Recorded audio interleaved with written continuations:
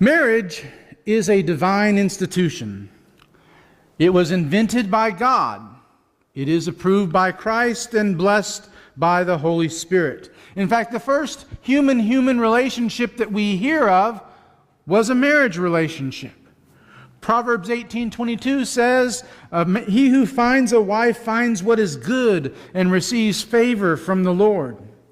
God will truly bless those who enter into this covenant. However, marriage has been under attack of late.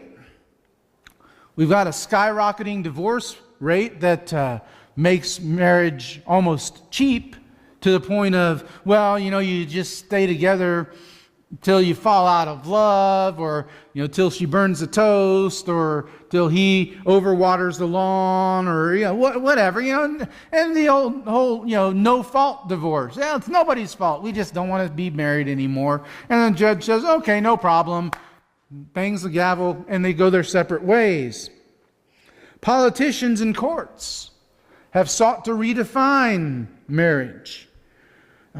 Oddly enough, I believe the one who invented the concept is the one that gets to define it. And God invented it, and God has defined it. Some activists claim that their side, quote unquote, won when the Supreme Court, quote unquote, legalized same-sex marriages. But I fear they're going to find out too late that their side actually lost when the Supreme Court makes his ruling on the day of judgment. Marriage is approved by Christ. We know this because he himself attended a marriage feast. And that's what the encounter that I want to talk about this evening. If you would open up your Bibles to John chapter 2, verses 1 through 11. You may already know this, but marriages or weddings in Jesus' day and in our day are quite a bit different. In Jesus' day, the wedding was about a week-long feast. And it was filled with joy and with excitement and everything. But it lasted about a week. Nowadays, we get upset if a ceremony lasts more than half an hour. Right? Because we want to get to the reception so they can get off on their way and we can go back to our busy lives. In fact, when I perform weddings for people, I give them three choices. They can have a short ceremony, 10 minutes, 15 minutes, somewhere in there. A medium length one, 20 to 25 minutes, or a long one, 30 or more. I have yet to meet the couple that wanted that long option.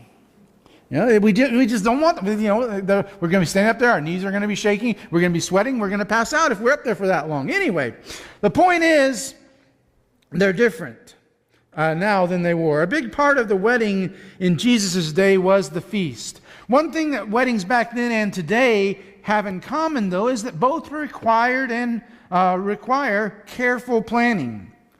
The wedding feast that Jesus attended and we're told about in John 2 was no exception. But they hadn't planned carefully enough. Let's see what happens. John chapter 2, verses 1 through 11. On the third day, there was a wedding at Cana in Galilee, and the mother of Jesus was there. Jesus also was invited to the wedding with his disciples. When the wine ran out, the mother of Jesus said to him, "They have no wine." And Jesus said to her, "Woman, what does this have to do with me? My hour has not yet come." His mother said to the servants, "Do whatever he tells you." Now there were 6 stone water jars there for the Jewish rites of purification, each holding 20 to 30 gallons. Jesus said to the servants, "Fill the jars with water." And they filled them up to the brim. And he said to them, "Now draw some out and take it to the master of the feast." So they took it. When the master of the feast tasted the water, now become wine, and did not know where it had come from, though the servants who had drawn the water knew, the master of the feast called the bridegroom and said to him, "Everyone serves the good wine first, and when people have drunk freely, then the poor wine. But you have kept the good wine until now." This, the first of his signs, Jesus did at Cana in Galilee, and manifested his glory, and his disciples believed in him.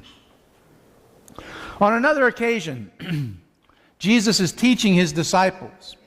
And they've been arguing over who's going to be the greatest. Who's going to have the number 2 spot in Jesus' kingdom. Jesus obviously is number 1, but who's going to be that number 2 ruler, and who's going to be the greatest? And Jesus tells them on that occasion that if they want to be great, they have to be a servant. Not just of the people that it's easy to serve, but a servant of everyone. In John chapter 2, Jesus shows that he was a guy who practiced what he preached. Because from these verses come, I think, 3 pieces of advice about serving others. Be ready, be willing, and then you'll be able. Let's consider that first idea, be ready. Notice at this wedding, they ran out of wine. Now, we're not going to spend any time debating over whether this was alcoholic wine or non-alcoholic wine, and if Jesus is approving of social drinking and so on and so forth. That's not the point of this particular story. And in fact, people who try to make that the point of this story inadvertently make the point that Jesus served alcoholic wine to people who had already drunk too much already. So that doesn't sound right to our 21st century ears, yet we want to say that's what Jesus did inadvertently, but they say it nonetheless. Anyway, some have, we really don't know why, some have said, well, maybe it was because the invitation to the wedding read to Mary and Joseph and family, and one family member brought a bunch of friends with him that weren't invited. Maybe that was it. I don't know. Jesus was there. He was invited. His disciples were invited. That's clear from the text. It says, and his disciples. But by this time, Jesus already had a pretty good following based on John's testimony of him, Jesus' teaching and so forth. That's already taken place and all. Bottom line, that the why doesn't really matter. What matters is that they were unprepared. They weren't ready for this. They were unprepared. Nowadays, if something like this happened, it's not a big deal. Somebody who's in charge of the reception tells somebody else, hey, go up to the store and buy some more and everything, and you come back, and no one really even knows that the refreshments ran short. However, in Jesus' time, it was a little bit different. In fact, in Jesus' time, for something like this to happen at a wedding feast was the highest insult you could pay to your guests. Because what it amounts to is, rather than allowing them to say when, you said when for them. Not letting them determine when they've had enough, you said, no, you've had enough because we ran out of wine. Well, not only did they run out of wine, they also ran out of time. There's another wedding feast Jesus mentions in Matthew chapter 10, verses 10 through 13. He's talking about the 10 virgins that were waiting on the bridegroom to arrive. And 5 were foolish and 5 were wise. The 5 wise ones brought extra oil for their lamps. The 5 foolish did not.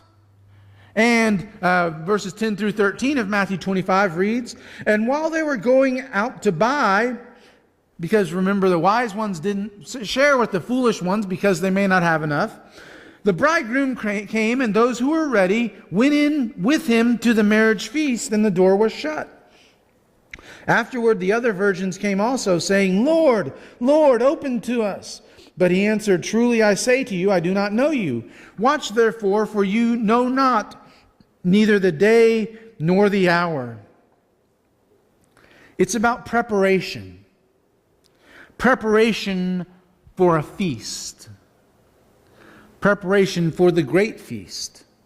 It's a study revealed that the average 70-year-old man, 70-year-old male, all right, had spent 24 years sleeping, 14 years working, 8 years in amusements, 6 years at the dinner table, 5 years in transportation, 4 years in conversation. Believe that, huh? 3 years in education, and 2 years studying and reading. Now, if you add all of those numbers up, it comes to 66 years. Those other 4 years were spent in miscellaneous pursuits. Of those 4 years, he may have spent 45 minutes on Sunday in church and give him 5 minutes a day for prayer time. This adds up to a not at all impressive total of 5 months out of 70 years that he had given to God. 5 months. But you know what? You're better than average, aren't you? I mean, you're here on a Sunday night, right?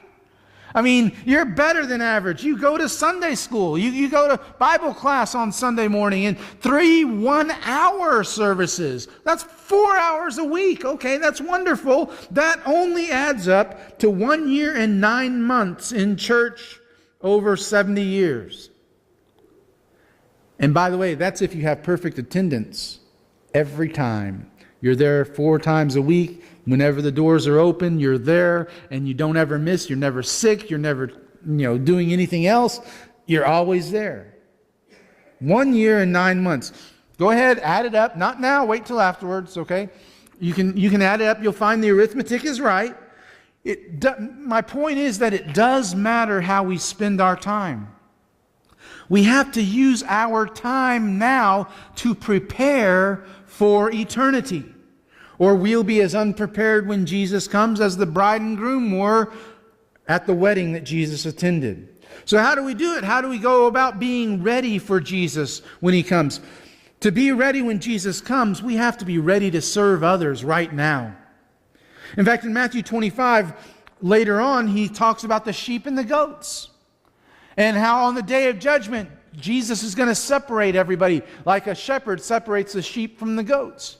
The sheep are the good ones, the goats are the bad ones. What determines if you're a sheep or a goat?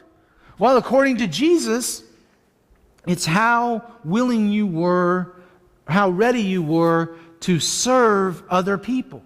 When you saw a need, did you do everything that you could do to meet that need, or did you look the other way? Or did you just assume that somebody else was going to do it?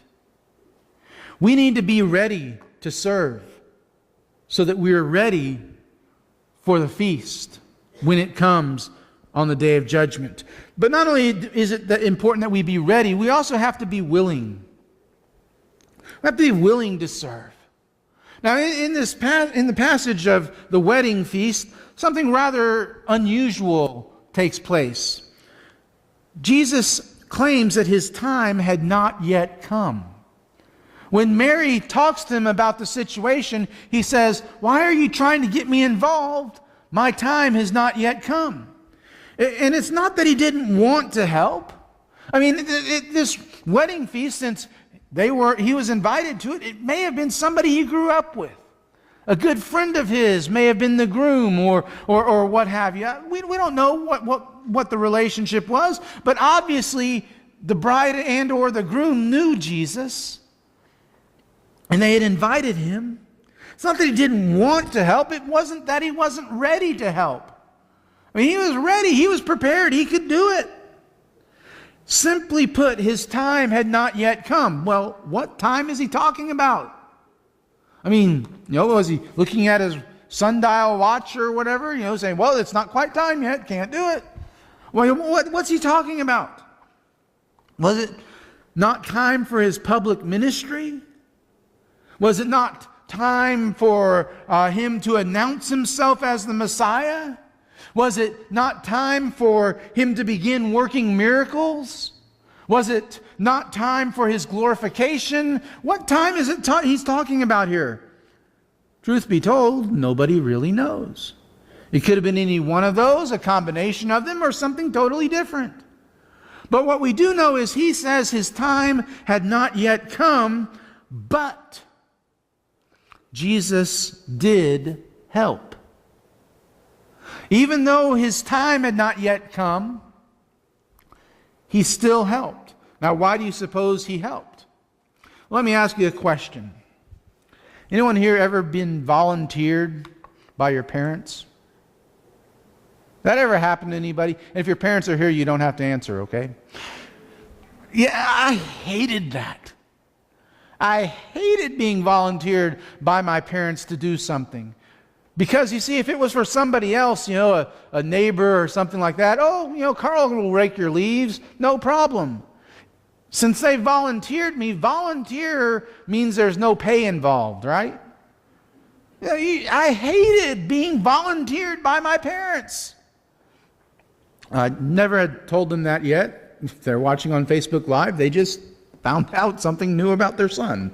Anyway, but I hated that. But yet Jesus' mother volunteered him to do something, to help.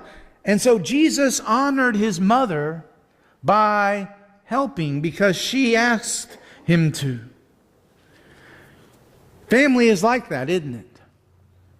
When your mom, your dad volunteer you to do something, when your brother, your sister needs something, your son, your daughter, your parents, whatever, they need something, we like to help. There was a family, 4 brothers. They all went to the same church.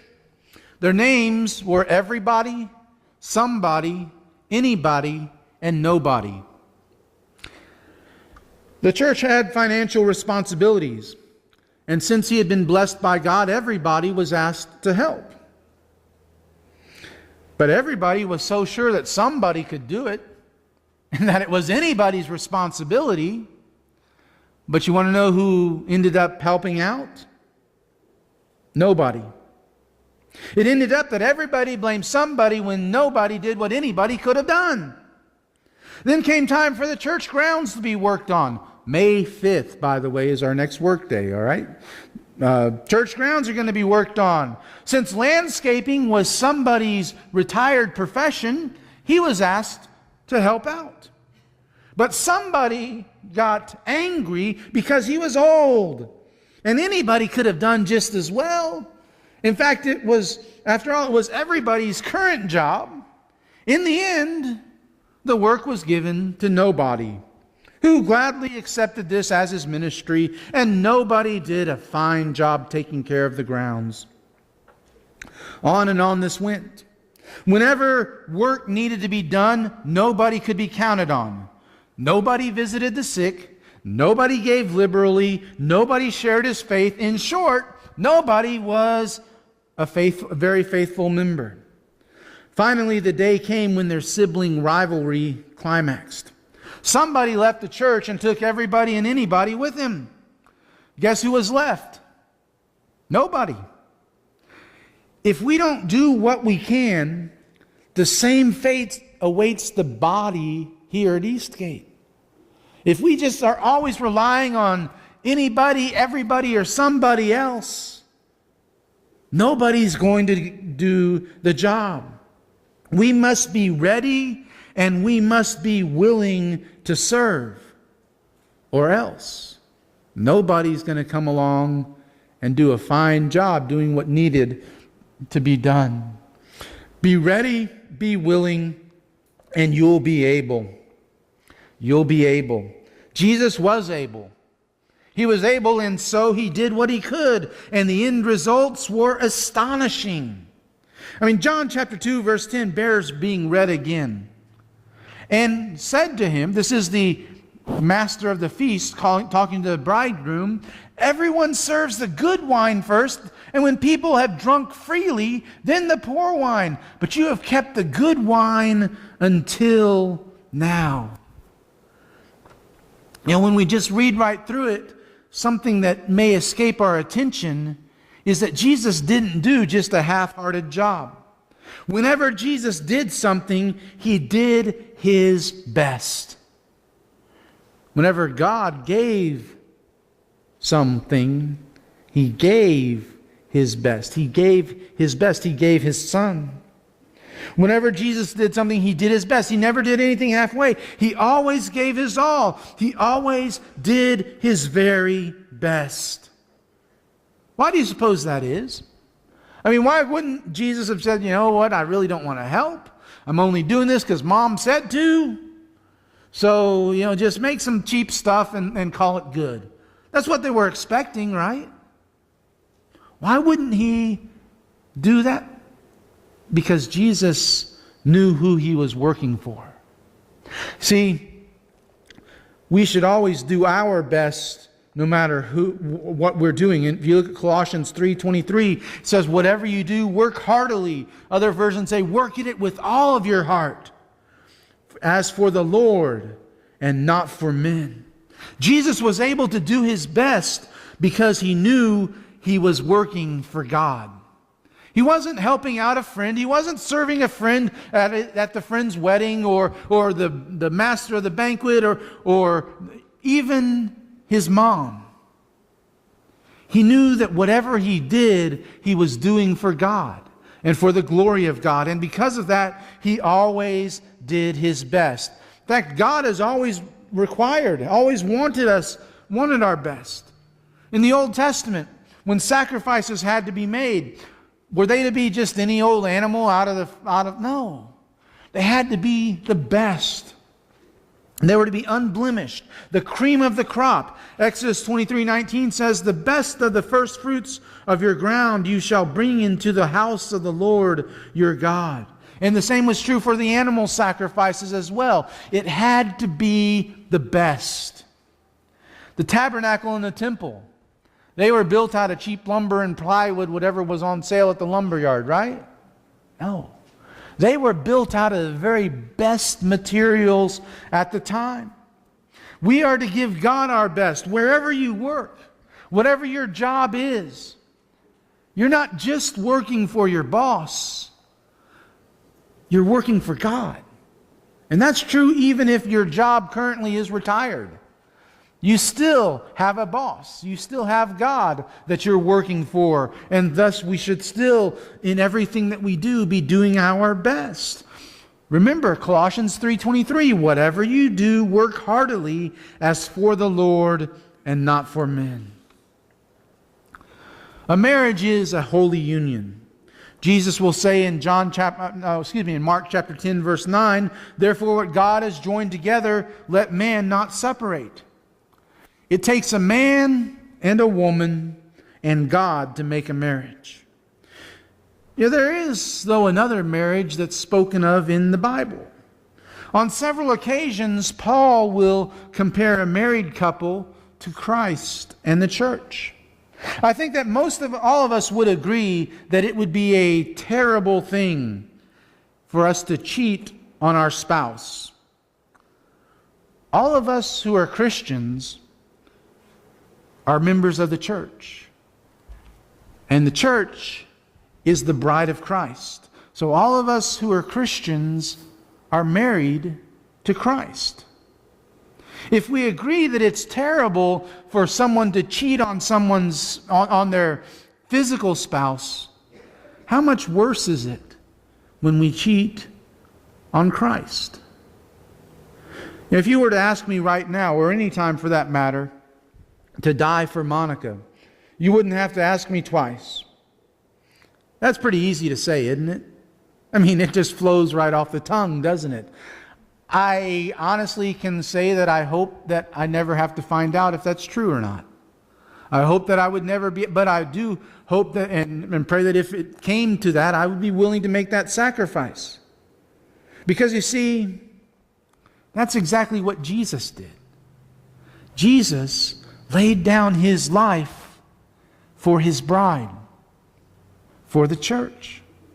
Unfortunately, there are some members who are at this time involved in an adulterous affair. They're cheating on their husband who willingly gave his life for them. I think we know who some of them are. They're the ones that were here this morning, and they could have been here tonight. They should have been here tonight, but they're not. They're not because they're too busy maybe recreating, or they're too busy doing something else, or they're too tired just from thinking about the long week of work ahead of them that they have, that they needed to stay home and rest.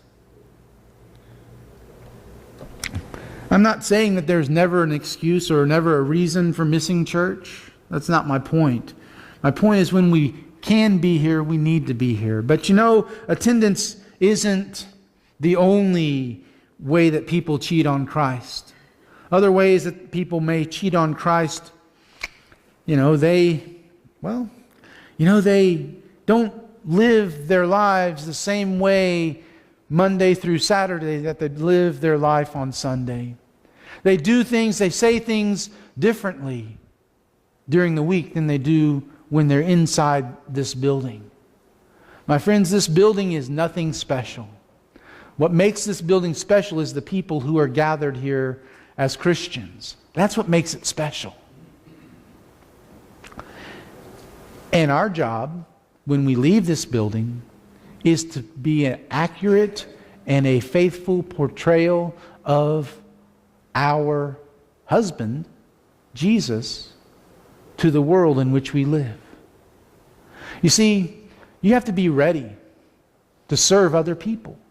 Because when you serve other people, you're really serving God. You have to be willing to serve other people. And that willingness, if you're ready but you're not willing, then you're not going to do it. And then you just need to do it. Because if you're ready and willing, you will be able to serve other people. And by serving other people, really be serving Christ. This evening, if you haven't been serving Christ with the things that you do outside of this building, if your service of Christ has been limited to what you do inside this building, then you need to repent. Maybe that repentance is something private that you just need to do where you're at. Maybe it's something public that you need to do in front of everybody and ask this church family to pray with you and to pray for you so that you can go forth from here and serve God in everything that you do and work heartily because you know that you're working for the Lord and not for men. Whatever that need is, if that need is pertinent to you, don't leave here with that need. Take care of that need. If it's for baptism, if it's for prayers, if it's a private response, take care of that right now. And if it's a public response that is necessary, won't you come to the front now as we stand and sing together?